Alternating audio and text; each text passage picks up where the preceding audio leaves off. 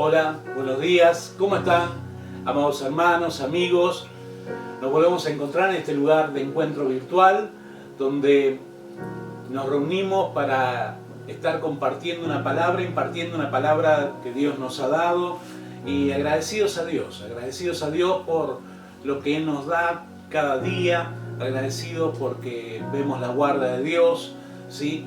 Y bueno, como siempre, enviarle nuestros saludos, ¿sí?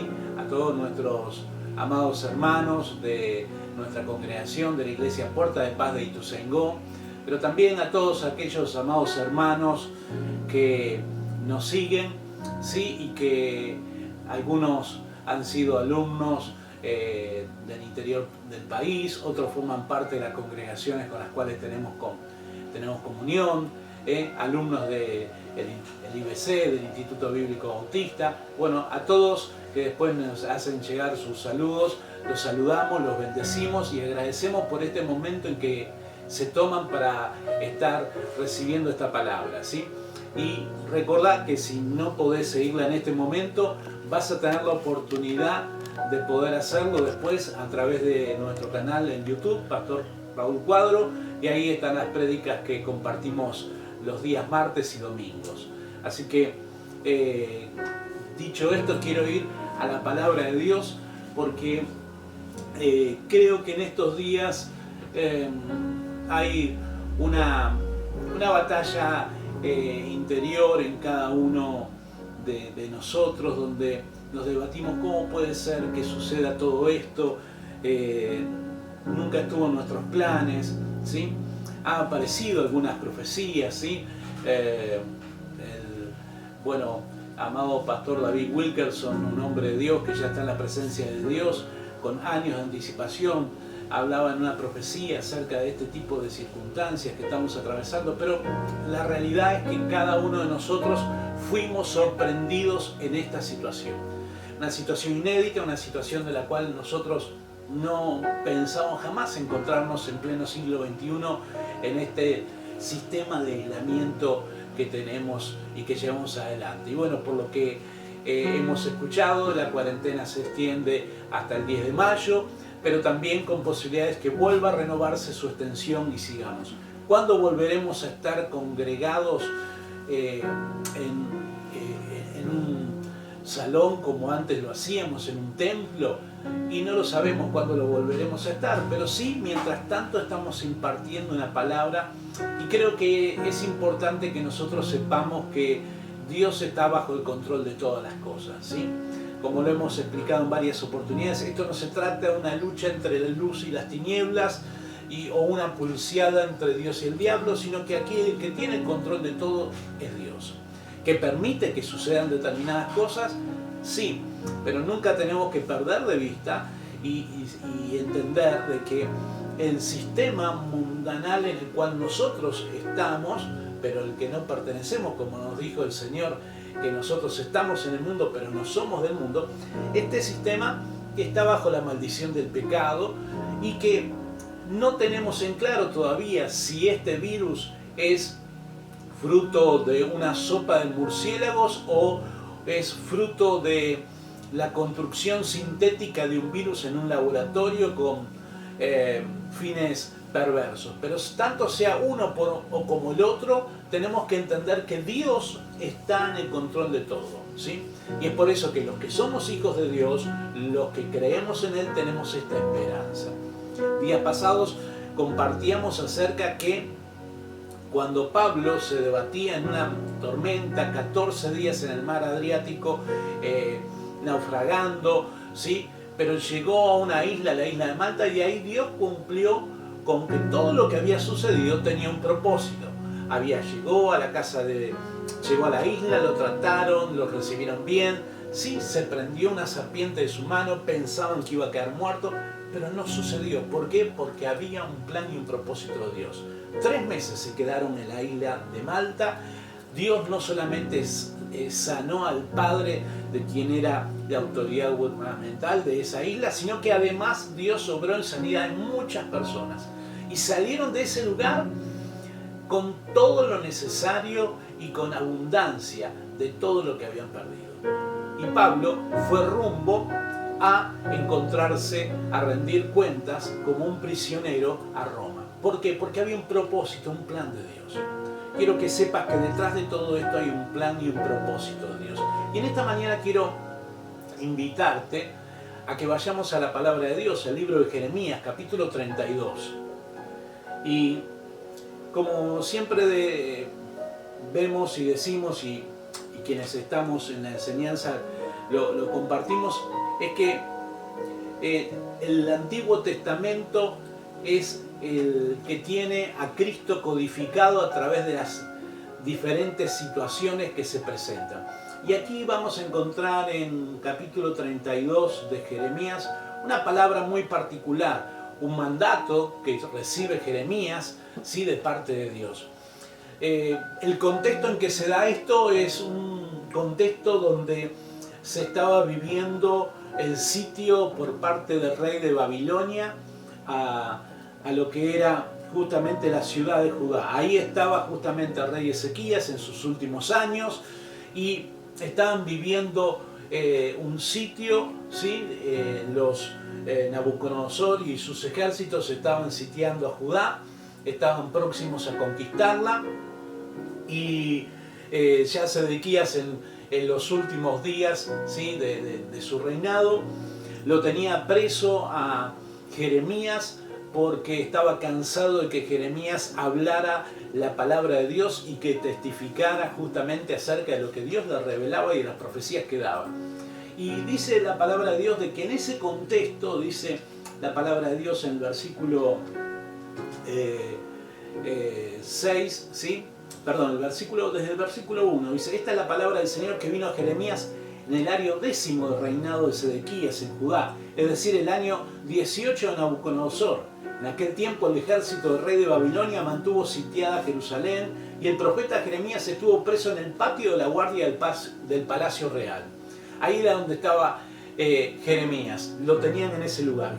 Sedequías, el rey de Judá, lo tenía preso y le reprochaba: ¿por qué andás profetizando? Así dice el Señor. Andás proclamando que el Señor dice: voy a entregar esta ciudad en manos del rey de Babilonia y él la tomará. Y Sedequías, rey de Judá, no escapará de la mano de los babilonios, sino que será entregado en manos del rey de Babilonia y tendrá que enfrentarse con él cara a cara. O sea, le reprochaba a Sedequías de que Jeremías fuera un instrumento de Dios para dar una palabra que no era la que él esperaba, pero que era la palabra de parte de Dios. En ese contexto recibe Jeremías, ¿sí?, una palabra de parte de Dios, una dirección, ¿sí? Dice en el versículo 6, dice: Jeremías respondió: la palabra del Señor vino a mí y me dijo: Hanamel, hijo de tu tío Salum, vendrá a pedirte que le compres el campo que está en Anatot, pues tiene el derecho y la responsabilidad de comprarlo por ser el pariente más cercano. En efecto, conforme a la palabra del Señor, mi primo Hanamel vino a verme en el patio de la guardia y me dijo: compra ahora mi campo que está en Anatot, en el territorio de Benjamín, ya que tú eres el de derecho y la responsabilidad de comprarlo por ser el pariente más cercano. ¿A qué se refiere aquí? Bueno, Dios le da una palabra a Jeremías, le dice: mira, va a venir tu primo y va a venir a pedirte que le compres un campo, ¿sí?, en Anatot, que era un lugar que realmente estaba totalmente desvalorizado a causa del sitio que tenía el pueblo de Babilonia sobre Judá, y esas tierras realmente no valían nada, pero había algo que seguir. En el libro de Deuteronomio, ahí le explica justamente que cuando había una posesión legal de un territorio, no podía venderse a cualquiera, sino que tenía que estar comprando esa tierra. O sea, esta fue una palabra que tuvo justamente Moisés, ¿para qué? Para que cuando llegaran a la tierra prometida no podía ser uno de que se quedara a conquistar la tierra y bueno, después se la vendiera al mejor postor, sino que siempre tenía que estar, si se iba a vender esa tierra, la tenía que comprar un familiar cercano, ¿sí? A ese familiar cercano se lo llamaba el familiar redentor, ¿sí? Y es así como llega Hanamel a verlo a Jeremías y le dice que le compre. ¿Por qué? Porque Jeremías era el familiar cercano, era el familiar redentor. Dice la palabra de Dios que llegó ahí tal como Dios le habló. Dice, y reunía a los testigos, dice en el versículo, dice la palabra de Dios así: entonces comprendí que esto era palabra del Señor, y le compré a mi primo Hanamel el campo de Anatot por 17 monedas de plata. Reuní a los testigos, firmé la escritura, la sellé y pagué el precio convenido. Luego tomé la copia sellada y la copia abierta de la escritura con las condiciones de la compra, y las entregué a Baruc, hijo de Nerías y el nieto de Maserías, en presencia de Hanamel, de los testigos que habían firmado la escritura y de todos los judíos que estaban sentados en el patio de la guardia. Y con ellos como testigos les ordené: así dice el Señor Todopoderoso, el Dios de Israel: toma la copia sellada y la copia abierta de esta escritura y guárdalas en una vasija de barro para conservarla mucho tiempo. ¿Qué hizo Jeremías? Jeremías lo que hace es comprar unas tierras que no valían nada, porque estaba siendo tierras de un lugar sitiado por un pueblo enemigo. ¿Cuánto puede valer? ¿Sí? Dios tenía un mensaje para Jeremías a partir de este acto. En una situación de la vida cotidiana, se presenta su primo, Hanamel, le dice: me tenés que comprar porque vos sos el familiar más cercano, a vos te tengo que vender las tierras en Anatot. Jeremías era el familiar redentor, él compra las tierras y él hace una escritura y lo hace ante testigos y él lo guarda en vasijas para que se preserven. Y esto tenía un valor realmente importante. Dicho esto, nos podemos traer a memoria no otra cosa que los escritos que se encontraron en el Mar Muerto no hace muchos años, donde estaban los rollos de las escrituras preservados en vasijas de barro. O sea, era la manera en que se hacía justamente las escrituras de las propiedades, ¿sí? Y todo aquello que tenía un valor especial se lo guardaba en una vasija para que estuviera ahí conservado. Y como dice la palabra de Dios, que le habla Jeremías a todos los testigos y dice, toma la copia sellada y la copia abierta de esta escritura, guárdalas en la vasija de barro para que se conserven mucho tiempo, porque así dice el Señor Todopoderoso, el Dios de Israel: de nuevo volverán a comprarse casas y campos y viñedos. O sea, Dios le había dado una directiva a Jeremías. Dios le había dicho a Jeremías: comprá estas tierras que no valen nada y pagá un precio muy alto. 17 monedas de plata por tierras que estaban sitiadas por enemigos era un precio altísimo.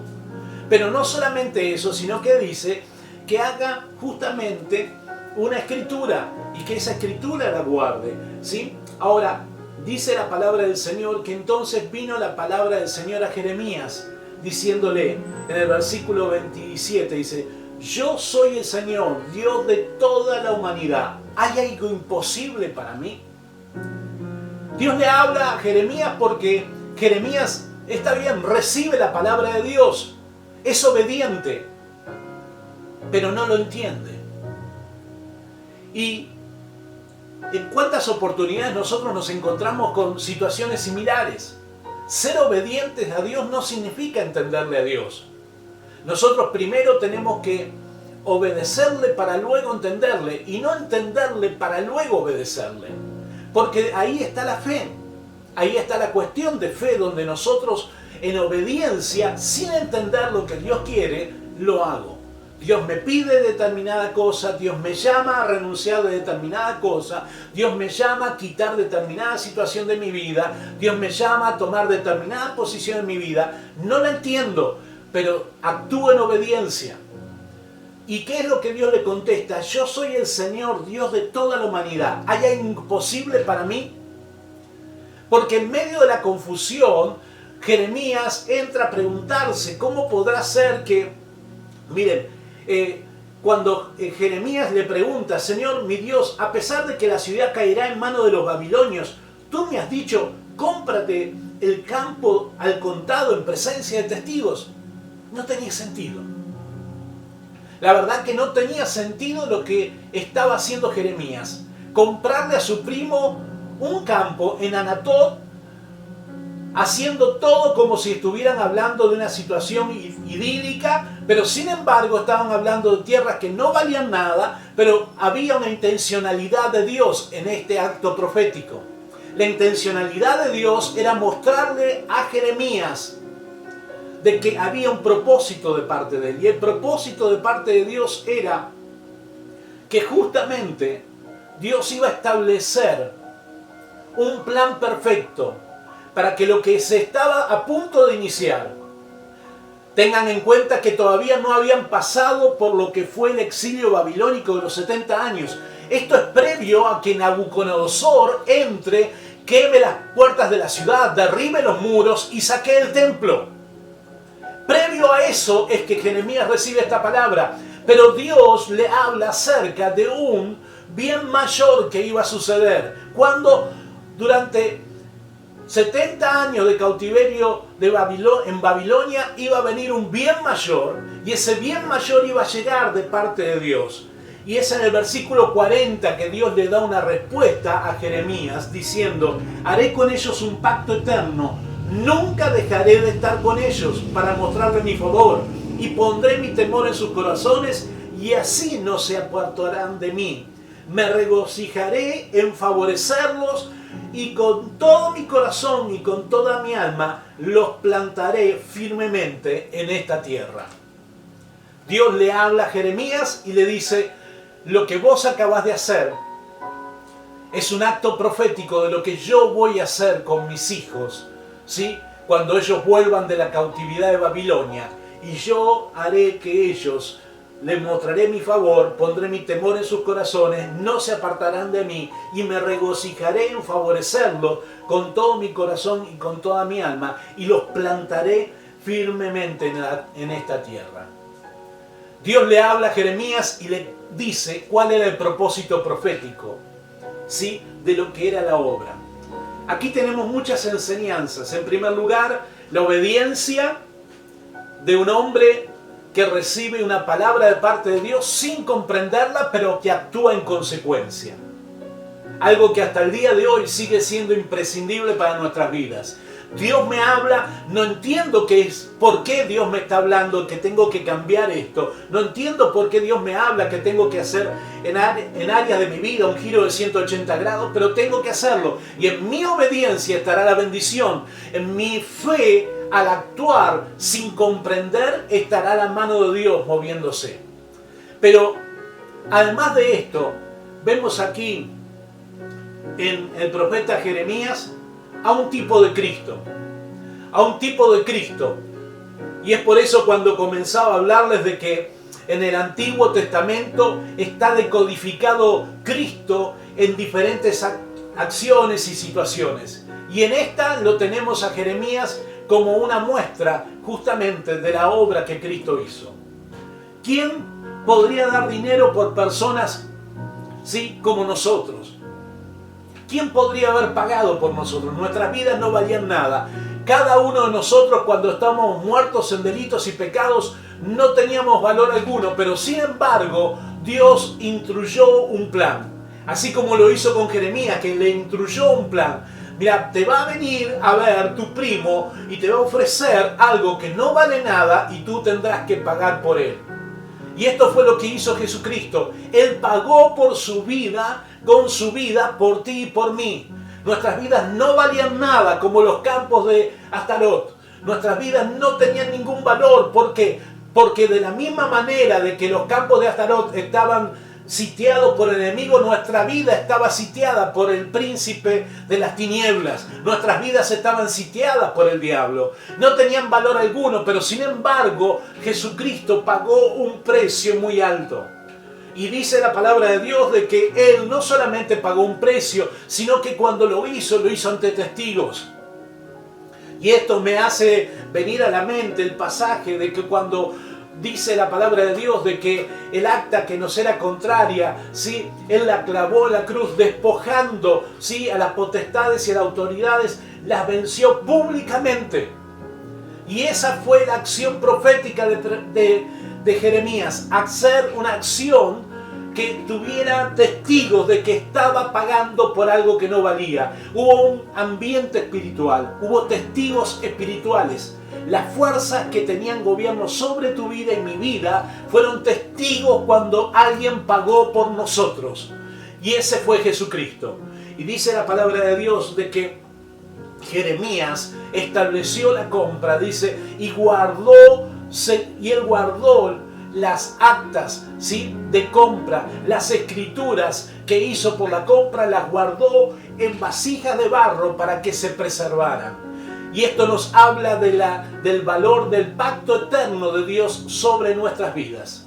Esto nos habla de que el accionar de amor de Dios hacia nosotros y la gracia de Dios dispensada sobre cada uno de nosotros no es otra cosa que parte del plan del pacto eterno. Y así como Jeremías puso en vasijas de barro, ¿sí?, ahí las escrituras de la compra y las guardó para que se mantuvieran por todo el tiempo necesario, así hay una escritura, ¿sí?, que marca que hemos sido comprados, vos y yo, por la sangre de Jesucristo. Y esto no es algo temporal. Esto no es algo que, bueno, pequé, bueno, me confundí, me aparté, me alejé. Mira, Él siempre te seguirá amando, porque Dios nos ama no por lo que hacemos, sino por lo que somos sus hijos.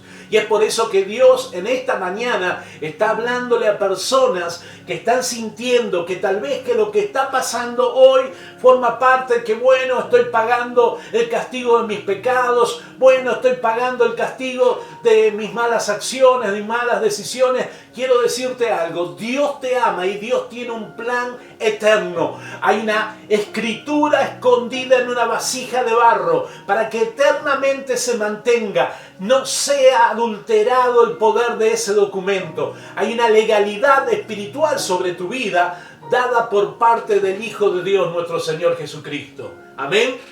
Y dice la Biblia que Él lo hizo ante testigos. ¿Por qué habría de comprar una tierra que no valía Jeremías? Porque era necesario que se estableciera un acto profético de lo que Dios iba a hacer con su pueblo cuando volviera del cautiverio babilónico después de 70 años. Fue necesario que Cristo muriera por ti y por mí en la cruz. Jesús se solidarizó con nosotros al hacerse carne y llamarnos hermanos, a establecernos como coherederos juntamente con Él, al darnos la entrada a que nosotros podamos ser hijos. Esa fue la obra. Él pagó un precio alto, su propia sangre, para que de este modo la tierra no se perdiera.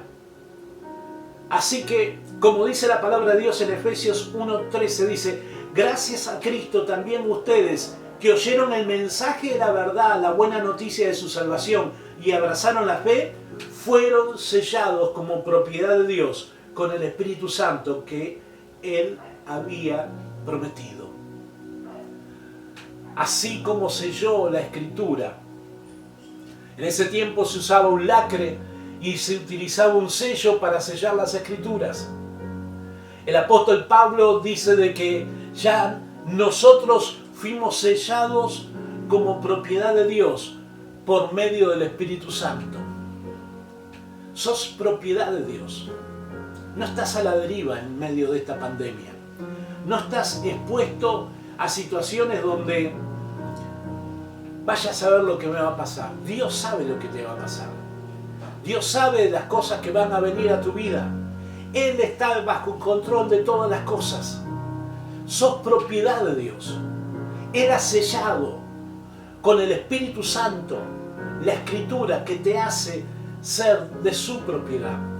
En Efesios 1:14 dice: este Espíritu es el anticipo que nos garantiza la herencia que Dios nos ha de dar cuando haya completado nuestra liberación y haya hecho de nosotros el pueblo de su posesión, para que todos alabemos su glorioso poder.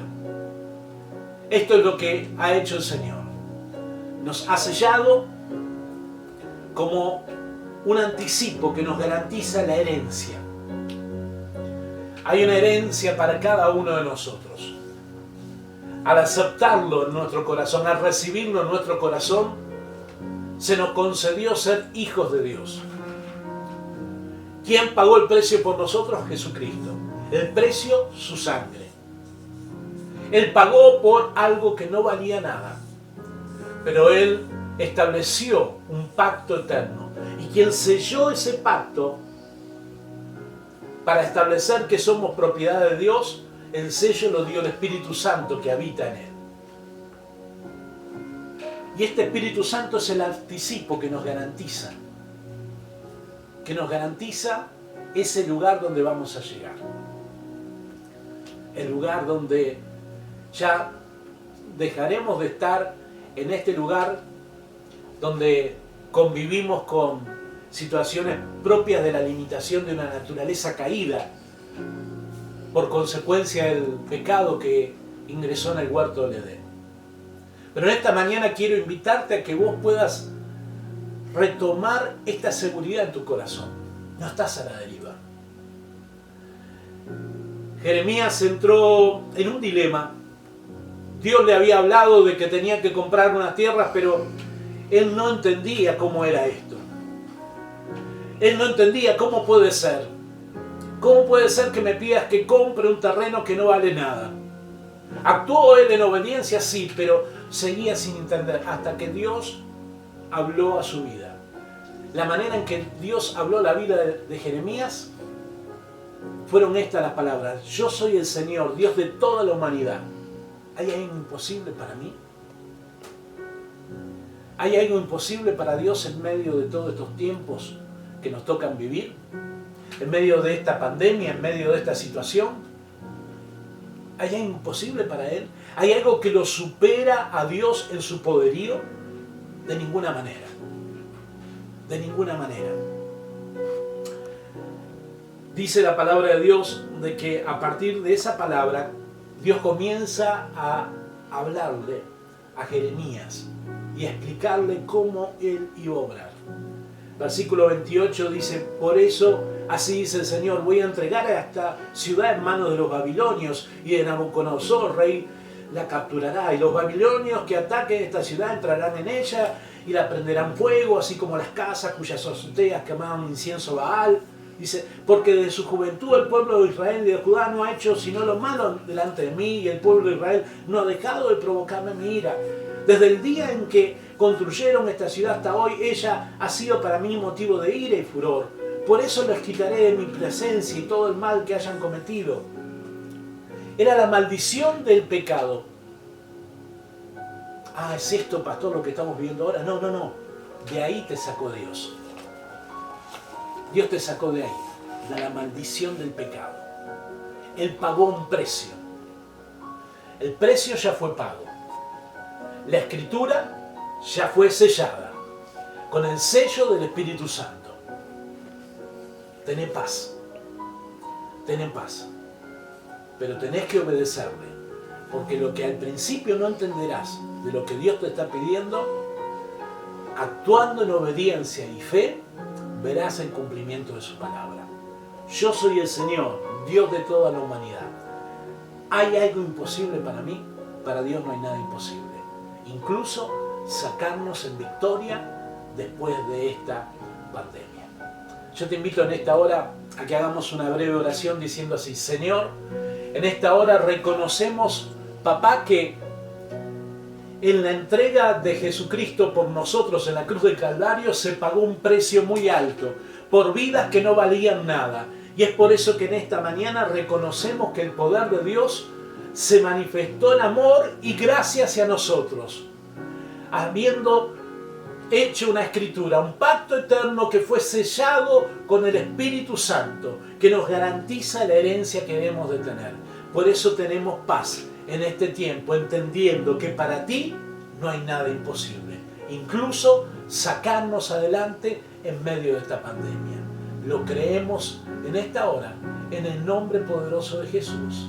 Amén y amén. Será hasta el próximo encuentro, donde nos volvamos a reunir en este lugar virtual. Dios los bendice. Hasta la próxima.